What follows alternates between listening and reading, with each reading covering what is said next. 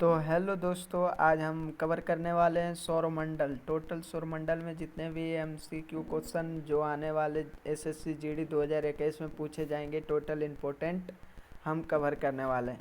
तो आइए सौरमंडल के बारे में हम शुरू करते हैं। यदि आप हमारे चैनल पर नए हैं तो सब्सक्राइब कर दें और लाइक कर दें और दोस्तों के पास शेयर करना ना भूलें।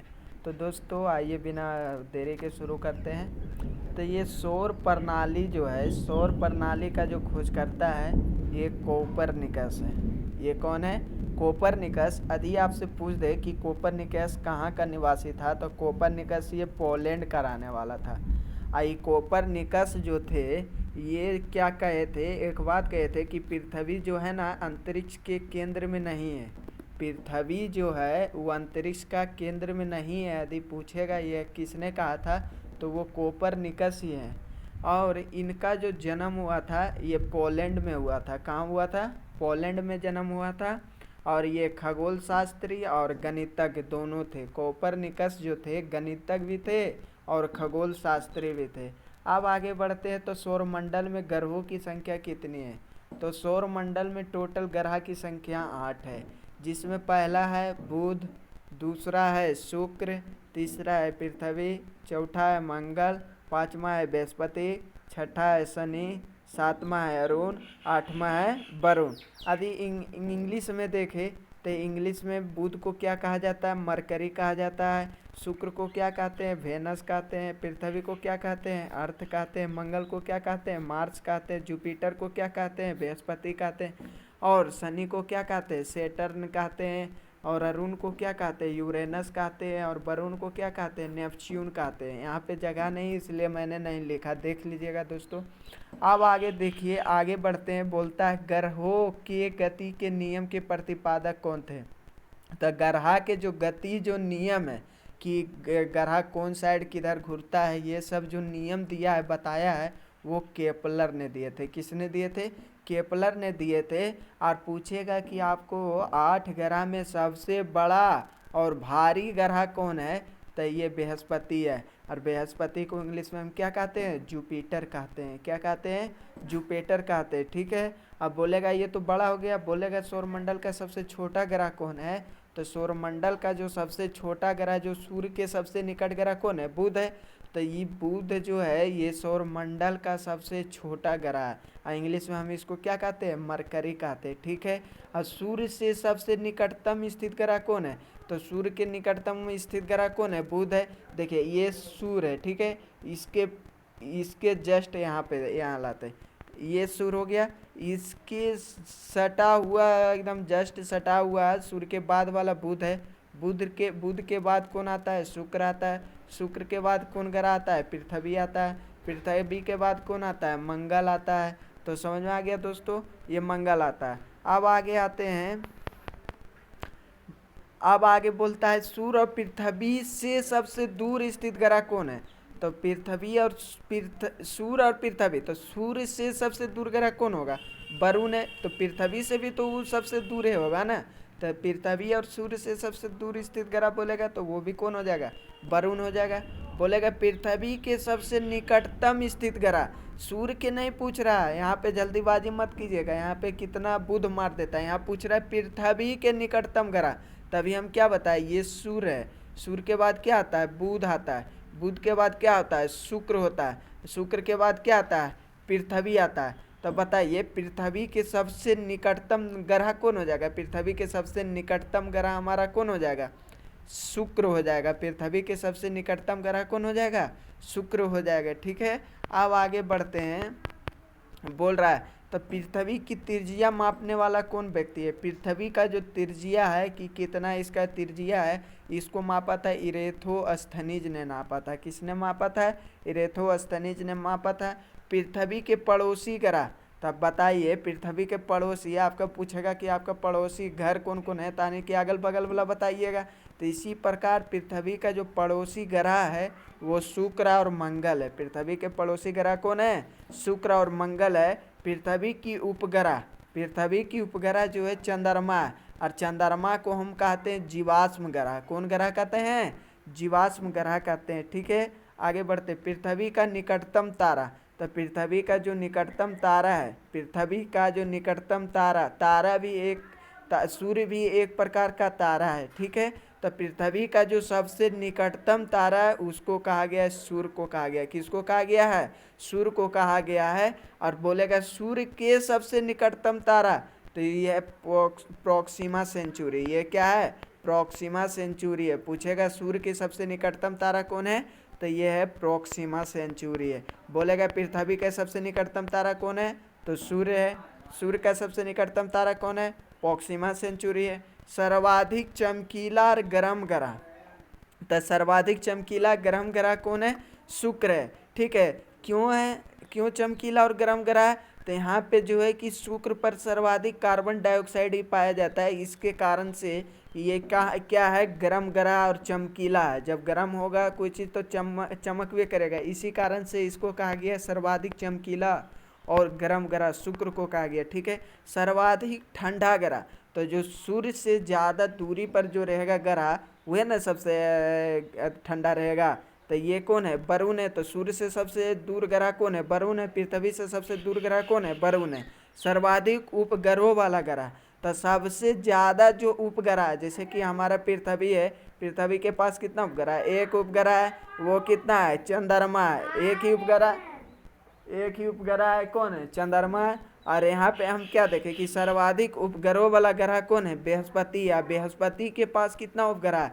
67 उपग्रह है। और पृथ्वी के पास मात्र एक उपग्रह है। मंगल के पास 2 उपग्रह है। आगे आगे बढ़ेंगे, आगे बताएंगे। आगे बढ़ते हैं दोस्तों, आगे बढ़ते हैं। उसके बाद बिना उपग्रहों वाला ग्रह, यानी कि एक भी उसके पास उपग्रह नहीं है, यानी कि उस ग्रह, पहले उपग्रह किसको कहते हैं? जिस ग्रह के चारों ओर कोई भी पिंड यदि परिक्रमा करेगा उसको हम क्या कहेंगे? उपग्रह। जैसे पृथ्वी है, पृथ्वी के जो चारों ओर कौन चक्कर लगा रहा है? चंद्रमा लगा रहा है। तो चंद्रमा को हम क्या कहेंगे? पृथ्वी का उपग्रह कहेंगे, यानी कि जिसका जो ग्रह का चक्कर लगाएगा उसका उपग्रह कहलाएगा। लाल ग्रह पूछेगा तो लाल ग्रह कौन है? मंगल है। लाल ग्रह कौन है? मंगल है। और हरा ग्रह बोलेगा तो कौन है? वरुण है। हरा ग्रह वरुण, लाल ग्रह कौन है? मंगल है, ठीक है। अब आगे बढ़ते हैं। बोलेगा पीला, तो पीला में आप लोग कैसे याद रख सकते हैं? तो पीला जो बृहस्पति भगवान का जो पूजा किया जाता है वो पीला पीला कपड़ा पहन के किया जाता है, ठीक है। तो बोलेगा पीला ग्रह कौन है? तो पीला ग्रह कौन है? बृहस्पति है। और नीला ग्रह बोलेगा तो नीला ग्रह, नीला तो आप लोग जानते हैं कि पृथ्वी कैसा दिखने में, आकाश का रंग कैसा है? तो नीला है। आकाश हमको देखने में कौन सा रंग लगता है? नीला लगता है। तो पृथ्वी जो है, पृथ्वी कौन सा कैसा रंग है पृथ्वी का? तो ये नीला ग्रह है। और पीला ग्रह कौन हो गया? बृहस्पति हो गया। लाल ग्रह कौन हो गया? मंगल हो गया। हरा ग्रह कौन हो गया? वरुण हो गया। हरा ग्रह कौन हो गया? वरुण हो गया। आप लोग भी ऐसे भी याद रख सकते हैं, जहाँ हरा भरा रहता है वहाँ ज़्यादा ठंडा रहता है, तो ठंडा ग्रह कौन है? वरुण है। तो हरा भरा कौन हो जाएगा? वरुण हो जाएगा। लेटा हुआ ग्रह, लेटा हुआ ग्रह जो है ये अरुण है। अरुण को इंग्लिश में हम क्या कहते हैं? यूरेनस कहते हैं। क्या कहते हैं? यूरेनस कहते हैं, ठीक है। सर्वाधिक गैसों से घिरा हुआ ग्रह, यानी कि चारों ओर से जो घिरा हुआ गैस से है जो ग्रह है वो अरुण है। कौन है? अरुण है। सबसे कम घनत्व वाला ग्रह कौन है? सबसे कम घनत्व, वो शनि है। सबसे कम घनत्व वाला ग्रह कौन है? शनि है। अब आगे बढ़ते हैं। पृथ्वी की बहन या जुड़वा ग्रह किसे कहा जाता है? तो पृथ्वी की बहन बोलेगा शुक्र ग्रह, जुड़वा ग्रह बोलेगा शुक्र ग्रह, भोर का तारा, सांझ का तारा शुक्र ग्रह। यानी कि जो भी बोले, पृथ्वी का बहन बोले, जुड़वा ग्रह बोले, भोर का तारा, सांझ का तारा बोले, वो सब कौन है? शुक्र है। और शुक्र को हम इंग्लिश में क्या कहते हैं? वीनस कहते हैं। सबसे बड़ा उपग्रह, तो सबसे बड़ा उपग्रह कौन है? गैनीमीड है। सबसे बड़ा, जितना भी सौरमंडल में उपग्रह है उसमें सबसे बड़ा कौन है? गैनीमीड है। गैनीमीड जो है ये किसका उपग्रह है? तो गैनीमीड जो है ये बृहस्पति का उपग्रह है। गैनीमीड किसका उपग्रह है? बृहस्पति का। और बृहस्पति के पास कितना उपग्रह है? टोटल 67 है, ठीक है। सबसे छोटा उपग्रह, सबसे छोटा उपग्रह ये डीमोस है। आई डीमोस किसका उपग्रह है? तो मंगल का। मंगल के कितने उपग्रह हैं? 2 उपग्रह, एक है फोबोस और एक है डीमोस। तो बोलेगा सौरमंडल का सबसे छोटा उपग्रह तो डीमोस। बोलेगा आपको कि बताइए बृहस्पति का सबसे बड़ा उपग्रह गैनीमीड ही रहेगा। सबसे बड़ा उपग्रह सौरमंडल का सबसे बड़ा उपग्रह गैनीमीड। सौरमंडल का सबसे छोटा उपग्रह गैनीमीड। बोलेगा कि मंगल ग्रह का सबसे छोटा उपग्रह डिमोस। ठीक है, और सबसे बड़ा कौन हो जाएगा? फोबोस हो जाएगा। ठीक है, सबसे बड़ा कौन हो जाएगा? फोबोस हो जाएगा। अब आगे आते हैं, देखिए यहाँ पर दिया भी है आगे, फोबोस और डीमोस किसका उपग्रह है? तो फोबोस और डीमोस जो है ये मंगल का उपग्रह है। किसका उपग्रह है? मंगल का उपग्रह है। ठीक है, अब आगे दोस्तों बढ़ते, शनि का सबसे बड़ा उपग्रह। तो शनि का जो सबसे बड़ा उपग्रह है वो टाइटन है। वलय यानी कि बोला जाए वलय युक्त यानी कि छल्ला युक्त ग्रह कौन है? वो शनि है। और कितना है शनि के पास? कितना छल्ला है शनि के पास? तो 7 गो है। कितना है? 7 गो है। ठीक है, शनि के रिंग्स का खोज करता, यानी रिंग्स बोले छल्ला बोले, इसका जो खोज करता था वो किया था गैलीलियो ने किया था। किसने किया था? गैलीलियो ने किया था। सबसे तेज और सबसे धीमी गति से घूर्णन करने वाला ग्रह कौन है? सबसे तेज कौन घूरेगा? जो सूर्य से सबसे जो निकट में, यानी कि ऐसे याद रख सकते हैं कि सबसे तेज जो घूरेगा वो बुध के पास वाला, और उसके बाद सबसे धीमी गति से घूर्णन करने वाला कौन है? बुध के बाद कौन होता है? शुक्र होता है। तो यहाँ पे शुक्र हो जाएगा। ठीक है, पृथ्वी के विपरीत दिशा में, पृथ्वी के विपरीत दिशा में यानी कि पूरब से पश्चिम में चक्कर लगाने वाला ग्रह कौन है? शुक्र और अरुण। लेकिन पूछेगा, देखिए यहाँ पृथ्वी के विपरीत दिशा यानी कि पृथ्वी किस और किस से किस साइड घूरता होगा? किस यानी कि सूर्य के किस ओर परिक्रमा करता है पृथ्वी? तो पश्चिम से पूरब की ओर करता है। लेकिन यहाँ पर क्या कर रहा है कि पृथ्वी के विपरीत दिशा में, जिधर पृथ्वी घूर रहा है उधर नहीं घूर रहा है। शुक्र और अरुण क्या कर रहा है? पृथ्वी के विपरीत दिशा में घूर्णन कर रहा है। ठीक है, अब आगे दोस्तों बढ़ते हैं। आगे बोलता है सर्वाधिक चमकीला तारा। तो सर्वाधिक चमकीला तारा जो है ये साइरस है। सर्वाधिक चमकीला तारा कौन है? साइरस है। और साइरस को हम क्या कहते हैं? डॉग स्टार कहते हैं। साइरस को क्या कहते हैं? डॉग स्टार कहते हैं। ठीक है, पृथ्वी से सबसे निकट निकट तारे का प्रकाश पृथ्वी पर पहुंचने में कितना समय लगता है? यानी कि पृथ्वी से सबसे निकट जो तारा है प्रकाश पृथ्वी पर पहुंचने में कितना समय लगता है? तो 4.2 वर्ष लगता है। कितना लगता है? 4.2 वर्ष लगता है। ठीक है, आगे बढ़ते हैं। सूर्य के केंद्र का तापमान कितना होता है? तो सूर्य के जो केंद्र का तापमान जो होता है वो 15 मिलियन डिग्री सेंटीग्रेड होता है। ठीक है, और सूर्य की सतह का तापमान पूछेगा। केंद्र बोले तो ये सूर्य है। ठीक है, इसके जो बीच वाला जो होता है ना, सबसे एकदम जो बीच में होता है वो क्या कहलाता है? केंद्र कहलाता है। ठीक है, वो क्या कहलाता है? केंद्र कहलाता है। यानी कि सूर्य के जो एकदम बीच में जो है उसका तापमान कितना है? तो 15 मिलियन डिग्री सेंटीग्रेड है।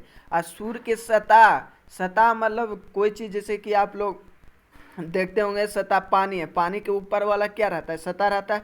उसी प्रकार सूर्य के जो ऊपरी परत का जो तापमान है, सतह का जो तापमान है वो 6000 डिग्री सेंटीग्रेड है। सोच लीजिए कितना ज़्यादा है। सूर्य की बाह्यतम परत को क्या कहते हैं? सूर्य के जो बाहर जो परत है इसको हम कहते हैं किरीट कहते हैं। क्या कहते हैं? किरीट कहते हैं या कोरोना कहते हैं। किरीट या क्या कहते हैं? कोरोना कहते हैं। कोरोना, करोना ने कोरोना, किरीट या कोरोना। ठीक है, सूर्य का दीप्तिमान सतह को हम क्या कहते हैं? प्रकाश मंडल कहते हैं। सूर्य के दीप्तिमान सतह को क्या कहते हैं? प्रकाश मंडल कहते हैं। आप कहीं अकेले बैठ के बोलते चलिए हमारे साथ, आपको भी याद होते चला जाएगा, रिवीजन होता चला जाएगा। आगे, सूर्य के संघटक। तो सूर्य के जो संघटक है, यानी कि सूर्य में मुख्य रूप से 2 प्रकार के हैं, एक हाइड्रोजन पाए जाते हैं और एक हीलियम होते हैं। हाइड्रोजन और हीलियम के कारण ही सूर्य के पास अधिक तापमान है। देख सकते हैं, ऊपर ही बता दिए थे हम। आगे बढ़ते हैं। सूर्य की ऊर्जा का स्रोत। तो सूर्य का जो ऊर्जा मिलता है हमको कौन संलयन से मिलता है? नाभिकीय संलयन से। सूर्य की जो ऊर्जा का जो स्रोत है वो कौन सा है? नाभिकीय संलयन है। ठीक है, सूर्य तथा चंद्रमा के प्रकाश को पृथ्वी पर पहुंचने में, तो सूर्य का जो है, सूर्य का जो प्रकाश, सूर्य का प्रकाश जो है पृथ्वी पर पहुंचने में 8.3 मिनट लगता है। अब बोला जाए सेकेंड में तब 500 सेकेंड के लगभग। ठीक है, आगे इसमें बोल रहा है कि चंद्रमा का जो प्रकाश है पृथ्वी पर पहुंचने में 1.3 सेकेंड लगता है। कितना सेकेंड लगता है? 1.3 सेकेंड लगता है। भू स्थिर उपग्रहों की ऊंचाई कितना है? यानी कि भू मतलब जमीन से स्थिर उपग्रहों की ऊंचाई कितना है? तो 36,000 किलोमीटर है। कितना है? 36,000 किलोमीटर है। ठीक है, अब आगे बढ़ते हैं। क्षुद्र ग्रह स्थित है। क्षुद्र ग्रह, क्षुद्र ग्रह बोला जाए ना, छोटा छोटा जो उल्का पिंड जो रहता है ना, वो किसके किसके बीच में स्थित है? तो मंगल और बृहस्पति के बीच में कौन चीज स्थित है? क्षुद्र ग्रह स्थित है। ठीक है, क्षुद्र ग्रह किसके बीच में स्थित है? मंगल और बृहस्पति के बीच में।